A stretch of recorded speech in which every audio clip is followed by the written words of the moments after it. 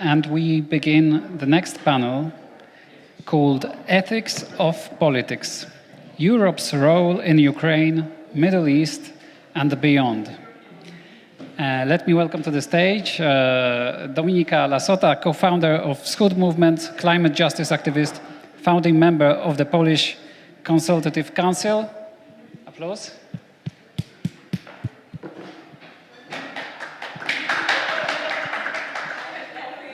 Imam Ibrahim Mogra, National Council member of the Muslim Council of Britain, European Council of Religious Leaders, Religions for Peace UK, and co-chair of the Christian Muslim Forum in England. Welcome. And Marek Matusiak, coordinator of the Israel-Europe project at the Center of Eastern Studies, OSW. And I will be chairing this panel.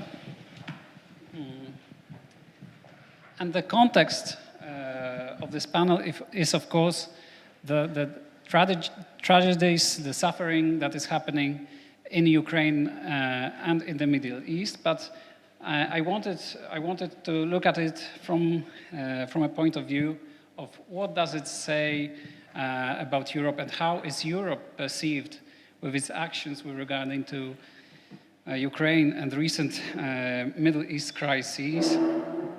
Are we still having soft power? What have we done right? What have we done wrong? So with that, I wanted to give first question to Mr. Marek Matusiak.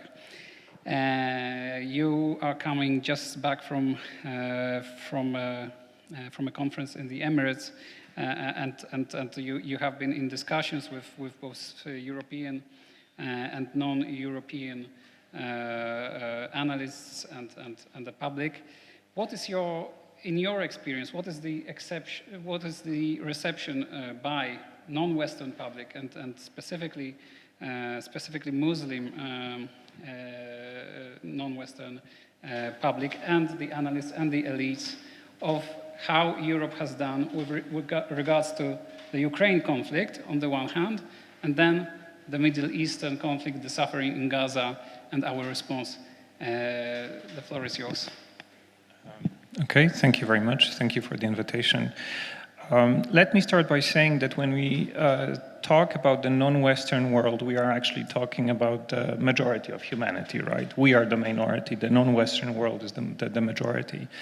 So we need to keep that in mind. And we need to also realize that due to various historical reasons, be it European colonialism or be it American policies in the 20th century, there is a very strong sense of resentment towards the West in many corners of the world.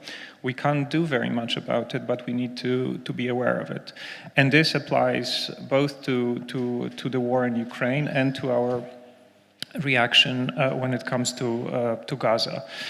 Let me start with Ukraine. The resentment that I've been talking about often translates into a certain sense of gleeful satisfaction when the West is experiencing problems. And the war in Ukraine is very much perceived in many corners of the world as a Western problem, as a problem that the West has. And we need to realize that many countries, many parts of the world do not see this situation the same way as we do. And I can tell you an anecdote. Over a year ago, I was in Kiev attending a conference in Kiev, a Polish-Ukrainian conference, and there was a panel during which two panelists, a Polish one and a Ukrainian one, were talking about the Russian invasion of Ukraine and how unprecedented it is in terms of modern history. And they were saying what an unprecedented situation it is when a permanent member of the UN Security Council invades another fellow member of the UN. And the gentleman got a round of applause. It was mainly Poles and Ukrainians, so everybody was on the same page.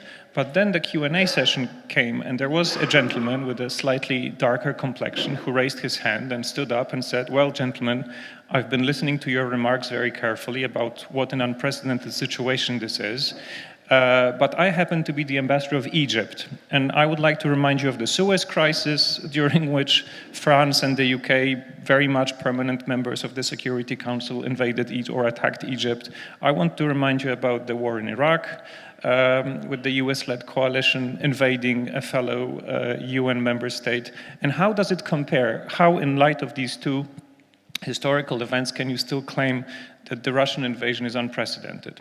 And there was a long silence in the room, and after a long pause, the speaker started explaining that indeed it is unprecedented because Russia questions Ukrainian right to exist, questions Ukrainian legitimacy as a state, annexes its territories, etc., etc. But one needs to be honest that the Egyptian gentleman did have a point, and in the light of what he said, our arguments are not as strong as we think they are. I don't think that there is much we can do about it, but we need to be aware of that our past, as the West, generally speaking, wrongdoings towards other parts of the world are coming back to us right now. When it comes to Gaza, I think it was a big test for the West, our reaction to that event, and a test that we initially passed with flying colors, and then we miserably failed, and we keep failing it. We passed it in the sense of immediately expressing solidarity with the Israelis. There was no question about it in Europe. I mean, EU member states, both individually and collectively, immediately expressed support and solidarity, and that was, in my opinion, the only right thing to do. But then anybody who knows Israel and has been following the trajectory that this country has been following for the last decades could have no doubt as to what sort of a reaction, what sort of a response the Israelis are going to apply to what happened.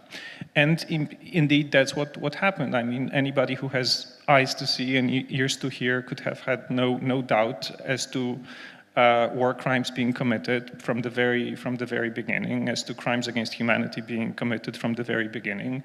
Indeed, today, as we speak, the International Criminal Court has issued international arrest warrants for Mr. Gallant and Mr. Netanyahu. And unfortunately, as Europeans, we fail to apply the same clarity of language that we have applied immediately after October the 7th attacks happened. And I think this is also something that will come back at us. Thank you very much. I want to turn to Dominika Lasota. You are coming from climate activism. Then in 2022, you have been a very strong, prominent voice on Ukraine and in the last year on Gaza. I wanted to ask you, because Marek was just saying about we lack the same clarity on the Middle East that we had on Ukraine. What is your experience when you are speaking to different groups, when you're speaking to activists, when you're speaking to Western progressives, and on the other hand, when you talk to the media and maybe the broader public, what are the different receptions from those different groups of activism in terms of those two conflicts? Hi, everyone. First of all, thank you so much for having me. And honestly, this is the first time that I have a chance to be in a panel, in a conversation about Ukraine and Palestine and navigating these two tragedies. And because I think one of the things that I've been kind of struck the most with all of what's been happening was the paralyzing silence and the paralyzing, just the state of some kind of like blackout, yes, and just this state that we cannot even talk about these things. I think that has struck me a lot in the past months. As you mentioned, I initially have been a climate activist, but right now saying that I am a climate activist feels very cringy and very teenage-like and naive. But it did happen that in 2022, I remember very vividly, I think it was the end of January, and we were talking with our Ukrainian activist friends from Fridays for Future.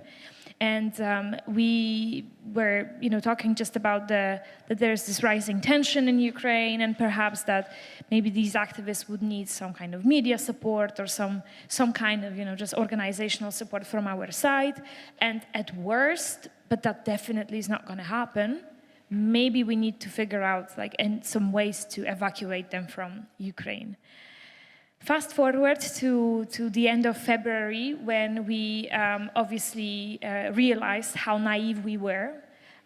We got obviously messages from our friends that they are in hiding in some kind of basements, hotels, and running from city to city. And we were faced with many requests for support and, basically to just get them out from there.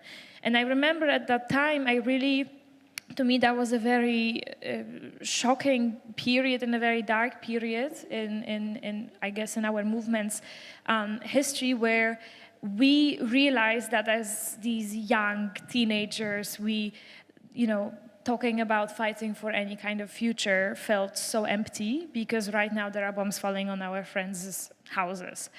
And I remember that we very quickly realized that, we need to meet that moment, we need to respond to it, we need to figure out a way, to bridge different, groups and movements together, to bridge the Ukraine, the peace movement together with the climate justice movement, and somehow, to figure out that this new story of solidarity in the face of crises and, of holding those politicians and all of those, fascist, also business deals, how we can, cut those ties and end that horror as soon as possible.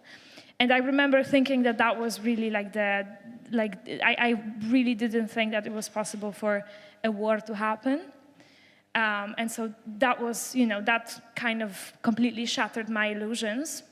And we campaigned for Ukrainian victory and for the embargo on Russian fossil fuels for over a year, and have gathered a very significant movement, not only in Poland, but across Europe, of people actually, linking these two together and realizing that there is a deeper systemic problem that we're facing, that our system and our political establishment is basically making decisions that will only produce us more and more crises, more and more conflicts, and more horrors like these. And then 2023 happened, and it was October, and when things in Gaza, these horrors in Gaza started unfolding, I realized that I again, faced the same moment that I've had in February of 2022, where I thought that something that felt so impossible and so unimaginable was actually happening in front of our eyes and was being live streamed 24/7 in our media. But then what struck me was that, we were saying exactly the same things. We were saying, we were trying to speak up in solidarity with Palestinians who are being, who were faced with an unfolding genocide, and suddenly it was a completely different field that we were operating in. And to be very pragmatic and practical with you, as the media were so inspired by the story of young people, fighting for for the embargo on Russian fossil fuels, fighting for peace, trying to build this new wave of activism in Eastern Europe that links different crises. This is a quote from New York Times. That's how we were described. When we started doing things exactly following the same pattern, just standing up for, protecting human life, for, standing up for in solidarity against this invasion that happened from the side of Israel, suddenly we were terrorists. Suddenly we were, we were agents of someone. Suddenly we were, called all sorts of names that it's not even worth to bring up here. And I think that. And that moment where the situation in Gaza started unfolding, I was speaking a lot with my friends from different global southern states, because they were leading actually in this activism towards Palestine and to meet that moment. And they were looking at us, and they were just, I think they were, I wouldn't say they were glad, but I think there was this sense of, well, now you know what we were talking about. Now you know why we are so, why we cannot trust the West. Now you know that, how we, we were talking about colonization and imperialism and this military complex all of those years, and now you see how, the West is just how ideologically corrupted it is. And so I think that that so far taught me that Europe's response to Gaza And the two-faced quality, character of it has been, first of all, a betrayal towards Ukraine, because if on one side we're saying about solidarity and standing for peace and fighting against dictators and autocracy, and on the other side we are completely giving a green light to atrocities that really seem unimaginable, what our solidarity with Ukraine means. Like, what is it about if we cannot really be strong in, standing up for these values across the board? So that's one thing. And second thing, I think to kind of connect with what you've been saying about the resentment towards the West, I think West's inability to meet this moment is also connected to the fact that we cannot, perhaps maybe not we, because I feel like we can accept and address that, but our political establishment is unable to grasp with the historical baggage that it has, the colonial, the imperialistic baggage that it has, and the ways in which it has actually shown us what the destructive and invading colonialistic history we have, and the procedures that we've established across the world. And if we do not really grasp and address our history and that baggage, and if we do not really connect with movements and states in the global south in in this more of a in a humbler and in a more honest way, then I think we will not be able to save or bring Ukraine to victory, and we will not be able to stop the horror in Gaza. So that is my take as well. Thank you, Dominika. On this panel, we talk a lot about perceptions, West, non-West. We don't talk a lot, and I apologize. Maybe it's because how we frame that panel. We don't talk a lot about immense suffering that is happening right now that we should influence. But there is a purpose to this panel, which is, if Europe is a force in the world, and if it is sticking to its values, then the change begins with the change of policies. It begins with the change of the perceptions, and that's why I am moving to Ibrahim Mogra. You visited Kiev when it was under bombardment, and you stood on a common platform with Jewish religious leaders, where you talked about the suffering in Gaza, but you also talked about the need for security for the Israelis, so you have experience of advocating both in terms of what is happening to the Ukrainians and trying to push that message, and then on the Middle East. What was the reception of both of your stances in the Muslim community in Britain and maybe beyond? Can you speak to that? Thank you. Well, Muslims are taught that justice is very important and that everyone should be treated fairly as fellow human beings. So these messages are hugely appreciated, and it's very rare that as a Muslim I get a chance to talk about these issues on such platforms. So when we talk about the ethics of politics, Europe's role in Ukraine and in the Middle East, in particular in Palestine, we cannot compartmentalize each of these conflicts. This affects all of us in Europe and globally. So what's happening in Ukraine is very, very significant. But I just want to say a little more on the Middle East and in particular Palestine, because as Dominika said, it's very difficult to find platforms where we can speak freely, safely, and not be labeled as being anti-Semitic. And it's been a challenge for me in the UK, and especially for our young people. So, much as Muslims appreciate the message of justice and peace for everyone, they also feel that the ethics of politics, they've lost all sense of importance when it comes to applying them to Palestine, in Gaza and in the West Bank. So when we look at the Geneva Conventions and the deliberations of the charge of plausible genocide by the International Court of Justice, this should signal widespread alarm about the ethics in politics. But rather than recognize the severity of this and the implications of its findings, what we find that the EU has been more concerned to engage in politicking and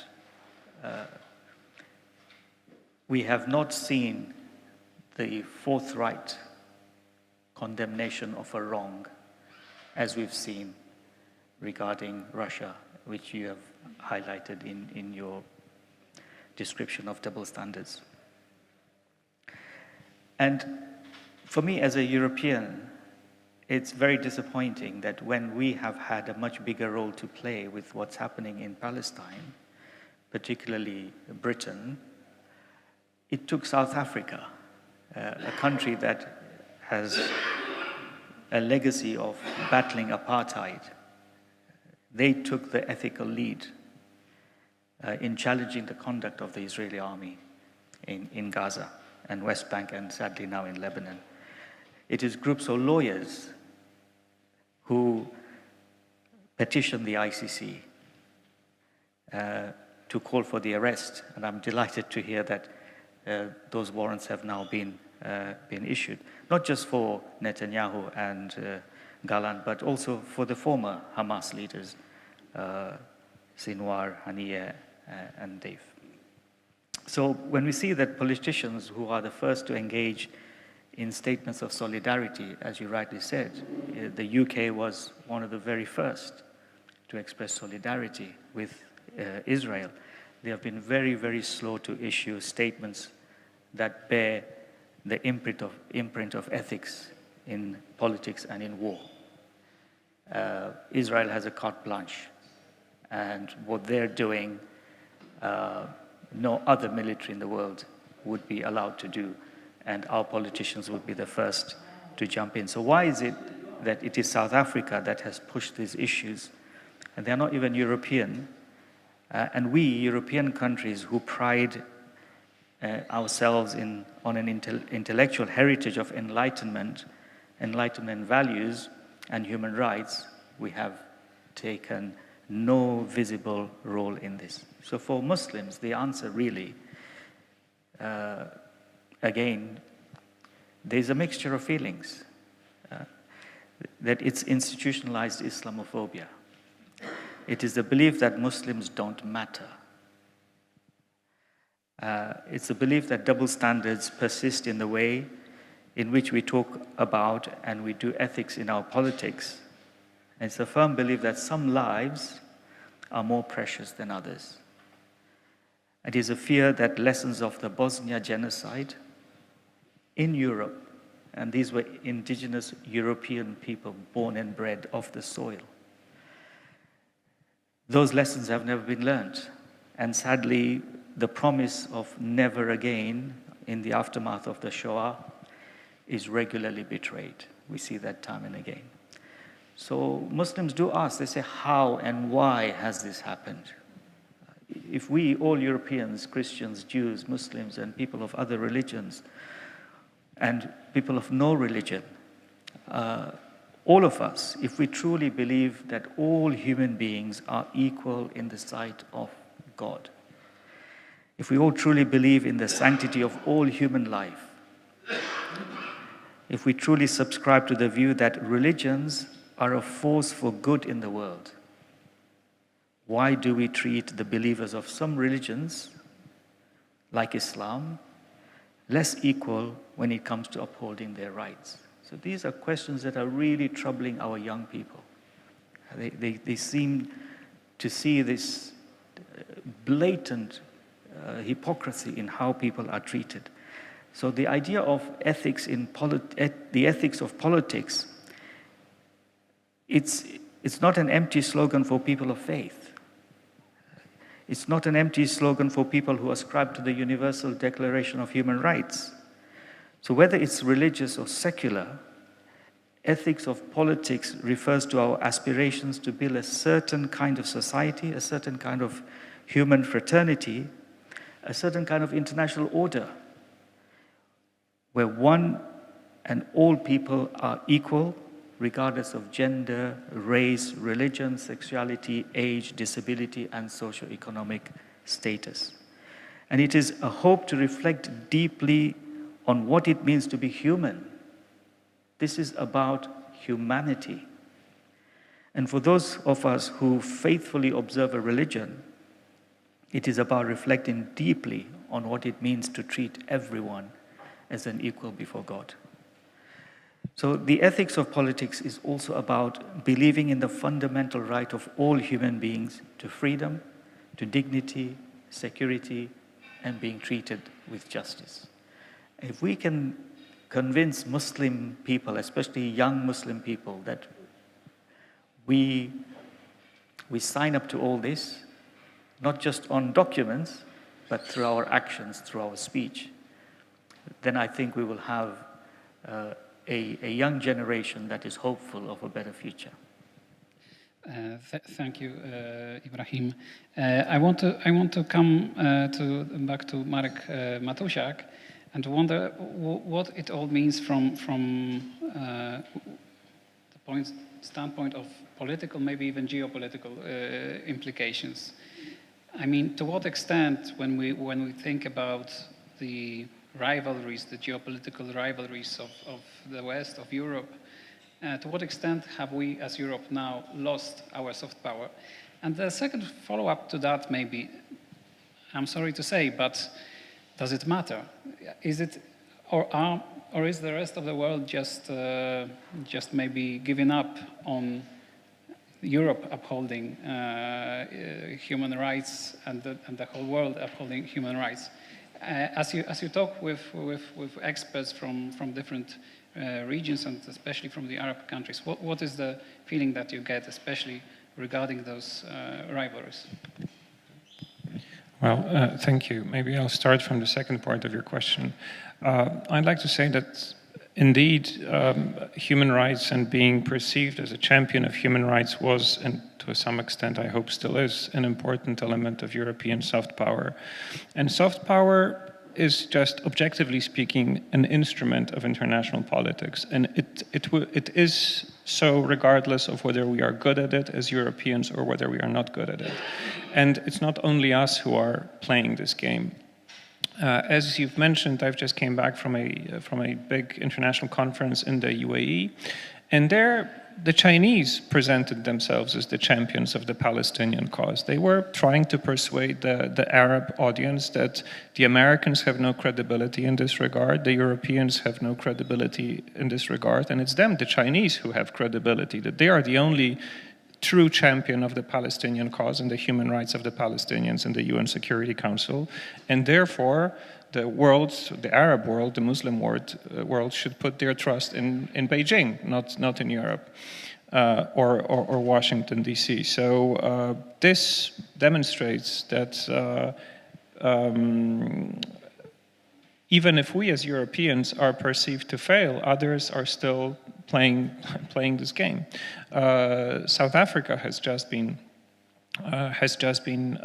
mentioned as a country who applied to the ICJ, and it elevated South Africa's international status tremendously. South Africa is now really being seen as a very important voice in the place where we used to be, right? We used to think of ourselves that we are the champions of certain international standards in terms of human rights, but now we are perceived as being duplicitous, as being hypocritical, as Imam has said, valuing lives of white people more than lives of people who aren't white. And we are paying the price of our inability to speak in a clear voice, and especially now with the ICJ issuing the international arrest warrants, we are all the people who who thought that Europeans or the Westerners are failing feel themselves validated, because now the ICC, which is very much a pillar of the international system, and we've all been very happy that the ICC issued arrest warrants for President Putin, right? Everybody was applauding. We all thought that's the right course of action. And now it's going to be super controversial, because there are some countries in the Western community, and I especially mean the Americans and some European countries as well, which are so entrenched in their pro-Israeli positions that my fear is they would rather question the judgment of the ICC than admit that their positions were wrong. And so suddenly, we, as Europeans or as Westerners, we are going to be a situation when we are going to be saying, well, the ICC issuing arrest warrants for President Putin was fine, but when they are issuing the arrest warrants for Mr. Gallant and Mr. Netanyahu, then that's anti-Semitic. And I don't think that's going to add much credibility to our position, international position. And this is going to be seen, this is going to be recognized, and this is going to be exploited against us politically in the very cold-blooded international power play. Thank you very much, Marek. I want to come back to Dominika Lasota. As you had experienced these different reactions, and you have quite a bit of experience now in terms of what the media likes, doesn't like, what works, what doesn't work. What sort of useful strategies would you propose into making the values-based perspective first noticed at all, and then maybe integrated into policy making? What is your experience? Well, first of all, I think one of the things that I thought when you were speaking was that, to me, I think we do not really talk, often, like we do not talk a lot enough about how Palestine has transformed so many of us. And I think what the past year for me has been, it has really been a lot about, understanding how I, as a young person living in Poland, have been thrown into so many, ideologies and stories that happened to be just untrue. And one of the things that, was shattered to me the most was this story and this whole myth about Western ideological supremacy, that we are the ones standing for human rights. We are the ones knowing what democracy is about. We are the ones who have the experience of terrible genocides and Holocaust and so many of those atrocities, and so we know best, how to build the international order so that we, can ensure those values. It turned out, that Palestine was the test to all of those myths, and it shattered so many of us, so many of them. And it also, I think, for me and for many of my friends and peers, it was a moment where we realized that in this political field, we are on our own. That if we are to secure any of those values here at home, we have to do it ourselves. Because we have sent, so many messages to all of those democratic, liberal politicians. So many of them either did not respond or called us anti-Semitic terrorists, blah, blah, blah. We were counting so much on all of the media that used to fight to uphold democracy in Poland. Suddenly they were gone. Complete silence. We would send messages, emails, invite them to some of our actions, protests, and so on. Nothing. Complete silence. And so that really taught us that we have to be much more innovative in our approach to really fighting for these values. And second of all, that we have to do it despite the absence of the allies that used to be so close to us. That we have to do it on our own, with those who want to do it with us, against all odds. I think this is one of the biggest things that Palestine has taught me, that sometimes no one will believe and no one will be standing on the right side, but you have to stand this ground. Otherwise, you will just give way to more of these horrors to happen. And so one of the things that I realized is that we have to build, again, unexpected alliances. You know, climate activists joining pro-Palestinian protests, anti-genocide protests, was, you know, a few years ago unimaginable, completely controversial, completely, you know, a big mistake. But right now we were doing it because we knew that that is where we should be.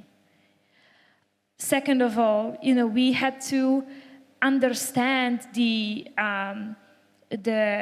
resentment and the distrust coming from our friends from global southern states and regions. We had to understand their resentment to, you know, to all of those democracy fighters and the Western, you know, political establishment. And we had to realize, you know, we had to listen to them. You know, we had to listen to all of those stories of, you know, invasions that happened in other regions like Iraq. And we had to really hear the perspective of those who, you know, have been seeing this hypocrisy of the West for decades. We had to listen to it, you know, accept and really take in that discomfort, that uncomfortable truth about, you know, our home. And we had to, you know, connect with them and build movements with people who really wanted to stand for something different than what we've been offered by the political scene. And so, you know, we would organize protests. We would invite many different other movements and organizations to join us. We would do a lot of grassroots organizing, writing petitions to the ministry, you know, just doing everything we can. We would ask our education ministers about why they are meeting with Israeli representatives if this is happening in Gaza. Like, is this really the picture that you want to send to the public? Suddenly the meeting stopped, you know. We just had to find new ways to lead this activism. We had to break a lot of the stereotypes and the mistruths that were surrounding it. We really were very keen, and we worked really hard on bringing some of the Jewish voices also into this conversation. That has been a very tough work, but there were some, you know, bold and brave voices out there that would, you know, show a different, you know, way of doing things and of doing politics in this moment. And on a policy level, I think it has not yet transferred into our policies, because so far, you know, the Polish government has not really issued any serious statement on, you know, solidarity with the victims of the genocide. We've been battling so hard, and especially our Palestinian activists and Muslim activists here in Poland have been battling really hard to get out as many people from Gaza as possible. That's been really difficult because, you know, some of the ministries just completely, they didn't value it as something important. But we would do it, and we would make, you know, bring these new bridges. And on an international level, you can see that the climate movement has really been trying to connect so many of those fights together. You know, right now, there is a climate summit happening in Baku, in Azerbaijan. And we're seeing that, you know, for example, Greta Thunberg is in Armenia, you know, speaking about the genocide and the ethnic cleansing that Azerbaijan has been committing to Armenians. We are seeing the movement, climate movement in Georgia connecting with the pro-democracy fighters there and really standing up to the autocrats and the dictators.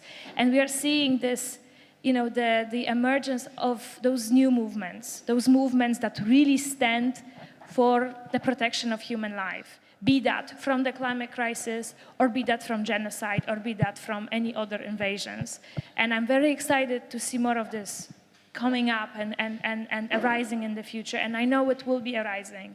We will be seeing many more horrific images from Gaza and from other places, because if we gave such a green light to Netanyahu, then many other dictators will feel empowered to follow his steps, unfortunately. But we will be also seeing a lot of responses, not only from young people, but from many different movements and many different groups, you know, rising up to this moment. And one final thing, perhaps, is my friend said that what's happening in Gaza is the culmination of our powerlessness. And I think that many of us feel this way, that The protests for Palestine have gathered millions of people around the world and still nothing. But I think just need to keep going, and we will see very soon that, through standing our ground in these horrific times, like we have been building the ground for something, for new politics. At least that's my hope, the only hope, I guess. We're over time, but I think we need to get some more responses. When we think about how Europe is faring overall, as you said, it's probably very hard now to argue that Europe is this unique place of championing and being a leader in terms of values and values-led policy and behavior. But maybe it's, in spite of all that, maybe it's still one of the most promising, maybe not most uniquely destined or anything like that, but when I think where else can human rights, through political pressure, have a chance to become policy, I think Europe is one of those better positioned. Speaking to that, I wanted to get Ibrahim Mogra's remarks about, if we still want to be, and I think we do, be serious about values, be credible on human rights, on how we respond to crises, how we respond to suffering. What do we need to do? And I want to ask you, it's probably not just a question about political class. It's about the media. It's about the broader public, the courts, the organizations, religious organizations. What those different types of social movements can do?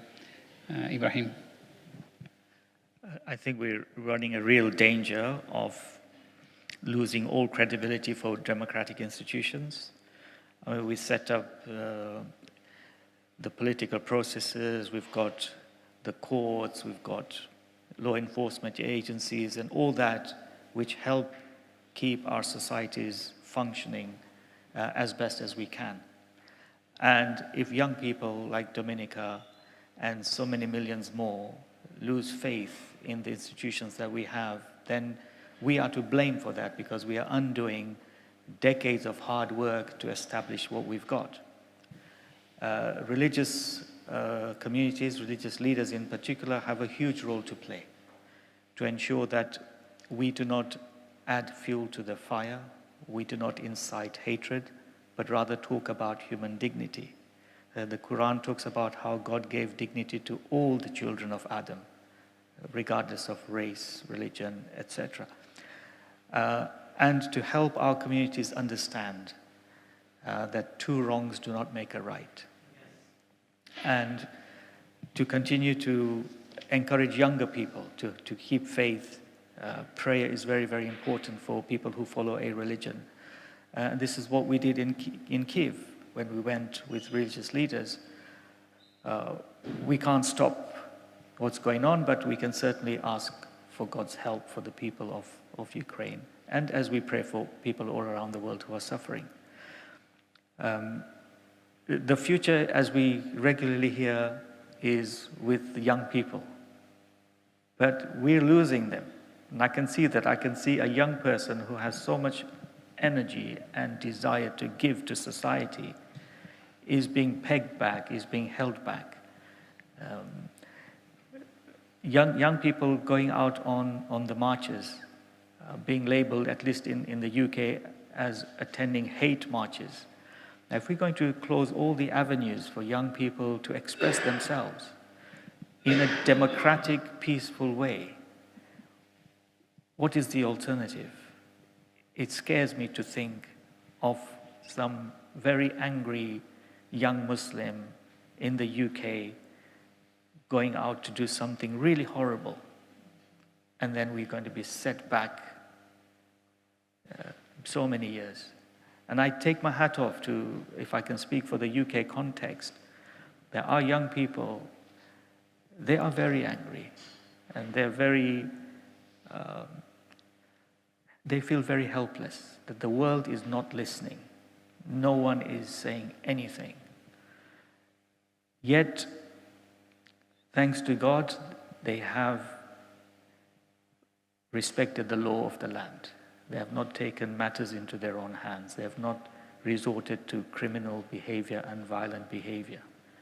In Leicester, where I live, we have a mosque and a synagogue across the road from each other. It's just a small road that separates the two.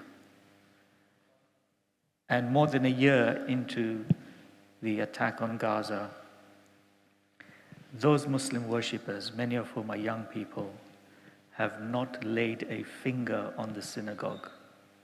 They go there 5 times a day. They've been going every night throughout the month of Ramadan. Not one worshipper has attacked the synagogue or the Jewish community. And this is the power of religious authority and religious leadership.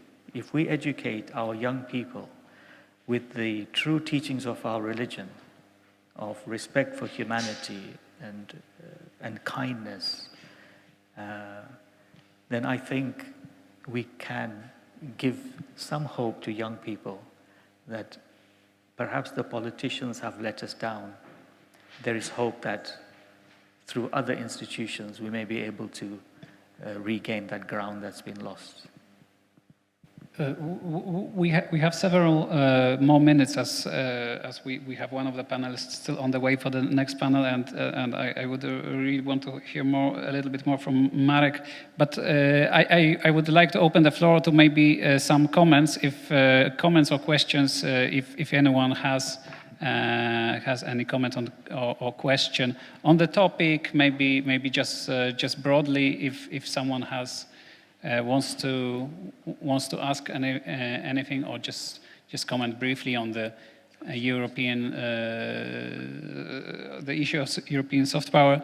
If not, I wanted to get final remarks. Maybe Dominika, because we talked a little bit in terms of the media strategies and so on, but like looking beyond that, thinking about what can we do to argue well for the young generation, especially for the future, in terms of showing them, okay, let's not be cynical. It matters, for example, if we what is happening in Ukraine. It matters whether we give a voice, give a platform or not, because we see on the social media there is the rise of cynicism, rise of being a little bit despondent about what can we do. What would you say to that? Well, I really think when it comes to navigating these two sides, so Ukraine and Palestine/Middle East, I really think after a year of organizing protests and actions and trying, I'm feeling that we are just constantly pushed from, closed doors and closed, circles. I really think that having these debates, having these discussions is so powerful, because one of the things that have been paralyzing us the most is this sense that we just cannot talk about it, that there is no way we can talk about Palestine. There is no way we can say Palestine. Like saying Palestine was like this trigger to so many people, and we just need to embrace that and talk about it. We need to talk about Islamophobia, as you mentioned as well, because that's a terrible disease that is really with us here in Europe and in Poland. We have to open these discussion circles to new voices, to voices that have been, blacked out and pushed back, to Jewish communities that are standing up against this genocide, because there's so many of them. We need to bring in examples of incredible leadership that has been there throughout this year. For example, Jewish Voice for Peace, If Not Now, Palestine Youth Movement. There's so many incredible movements that are really matching this moment and could lead us through this moment, that we just need to, I feel like, open up the field, because, political class has failed us. And we need to really, if if Ukraine is to be victorious, and if this genocide is to stop, and if Palestine is to be free, we need to really talk through how we'll get there. And if the democratic circles and the democratic community will be silent on that, I mean, who else is supposed to come to this table and deliver us the steps, the way forward? Far right? And they are trying. Unfortunately, one of the many voices out there that have been speaking about Palestine has been the far right. And I mean, these are not the allies that we need in this moment, unfortunately. So let's just talk. And I'm really grateful for this discussion, and I think it's been very special. So I just want you to also know that I'm glad that you took this topic upon this conference.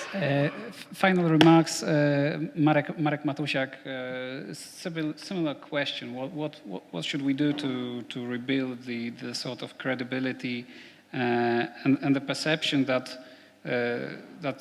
in Europe we take human rights really seriously? We don't do equivocation. We think about what we stand for. What would be your prescriptions for the policymakers, the politicians? Well, the best thing to do would be to start speaking with a clear voice and using a clear language and naming the things by their proper names. I don't think this is going to happen, unfortunately. I think it's going to be actually increasingly difficult because of this new administration that we are going to have in Washington, D.C., which is incredibly deeply entrenched in their pro-Israeli positions for deeply ideological reasons. And knowing the brutality of Mr. Trump's methods of operation, I think it can become a very important point of discord between Europe and the United States. I mean, if as Europeans we'll try to speak with a clearer voice about what's going on in the Middle East, about Israeli policies, we can really be face a very strong opposition from the Americans, because I think that, if anything, the American position is going to be more pro-Israel than less. So that's a very fundamental challenge. And another thing is that I think that we could do is to recognize that terrorism was not invented in the Middle East, right? And Arabs did not invent terrorism. I'm old enough to remember that when I was growing up, there was news about European terrorism committed by indigenous Europeans of the IRA or the ETA in Spain. And back then, it was not impossible. I mean, there was no doubt as to terrorism being a horrible thing, but there was no problem to ask, who are these people actually? Why are they doing what they are doing? What are their grievances? What are the reasons why they are committing these acts, right? Discussing these things was not being apologetic towards terrorism, was just asking ourselves a very reasonable question. And for example, in the case of Ireland, it led to Good Friday agreements, right? And I think we should apply the same logic to the Middle East. No, we shouldn't assume that Muslims or Palestinians are born hating Israelis and their hatred comes from nowhere, is completely irrational. We need to be able to think about these things analytically and to ask ourselves, why are these acts being committed? Why do these organizations exist? What do they want to achieve? What fuels their popularity? It doesn't happen by itself. It does have material, genuine causes. And I think being able to think about the Middle East in this way is also a precondition of regaining our credibility. Thank you very much. So as we are thinking and hoping for peace and security for Palestinians and Israelis, for secure future for Ukrainians, secure and prosperous and just future. I think we're going to be wrapping up this panel. I don't know if President of Europe, the patient Mateusz, wanted to make a few remarks. Yeah, just maybe super quick. Also remembering being with the Imam, with our Jewish friends in Kiev.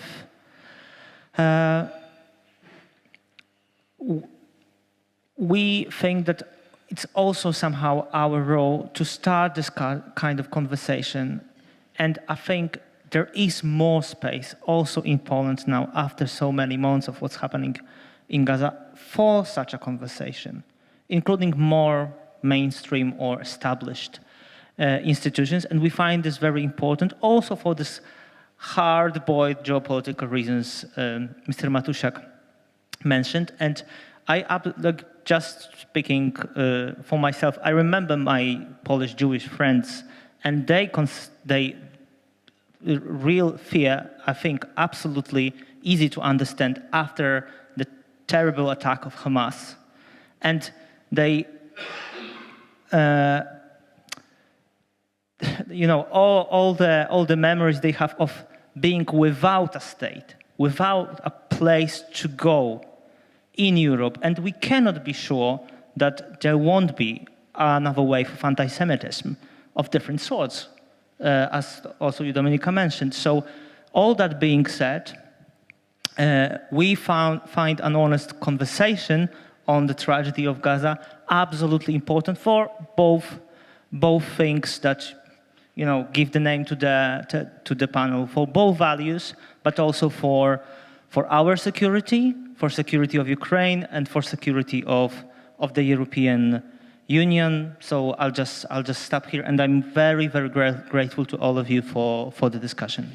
Yes, let me just, as we are still waiting for the final panelist for the next panel, just let me one thing that came to my mind as Mateusz was speaking about. You know, we never know what the future holds.